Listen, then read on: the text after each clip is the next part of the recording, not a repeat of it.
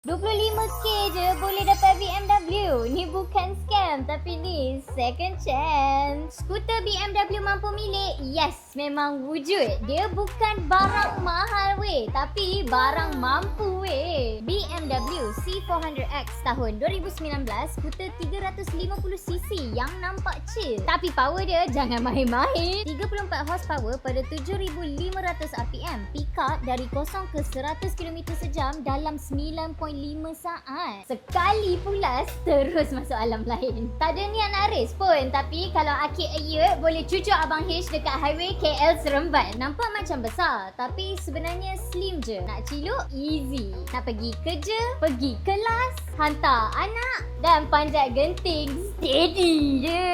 Motor ni memang versatile, sesuai lah untuk semua. Lelaki, perempuan, newbie, veteran. Cuma kalau nak selesa tu kena 165cm ke atas. Seat dia memang premium, lembut, design ergonomik. Memang jaga sitting position rider. Yang belakang pun luas, sitting position relax dan dia ada tempat pegang khas untuk pilihan. Cuma yang kurang sikit dia dual absorber, so suspension dia memang lembut lah. Tak strong je. Kalau kona kuat sikit je, dia punya goyang tu kuat gila. Macam jantung Su masa first time tengok harga asal dia 47,500. Sekarang kita jual pada 26,500 saja. Tambah kita ada RM1,000 off untuk 2 minggu ni. So harga dia jadi 25,500. Gila, takkan korang tak nak kot? BMW dengan teknologi memang tak boleh pisah. Ada TFT meter, boleh connect dengan BMW Motorrad Connected app. Boleh check RPM, minyak, bateri, temperature dan tekanan tayar. Siap ada navigation. Senang cerita naik skuter tapi rasa macam naik kapal adudu. Fuel tank dia 12.8 liter. Sekali isi dia boleh pergi sampai 350 km.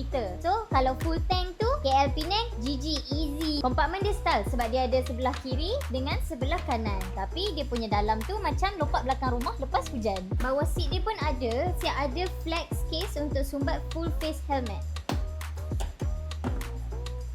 Tapi yang flex case ni dia boleh guna masa parking je lah. Jalan tak boleh sebab sensor dia akan lock engine. Safety on point. Okay, ni Pak jujur, owner lama dia selekeh sikit sebab dia tak servis. Bila kita rev, kita boleh rasa CVT dia bunyi kasar. Last dia downgrade ambil ADV. Awal H tak payah servis ke?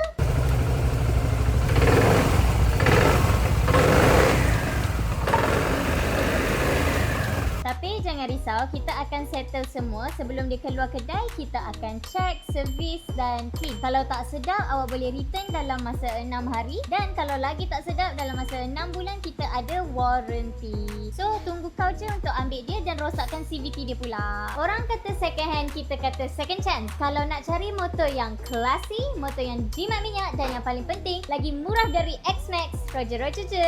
Boleh isi beg biru, datang tengok depan-depan ataupun test ride terus balik rumah. Bye. Datang depan-depan tengok di depan mata.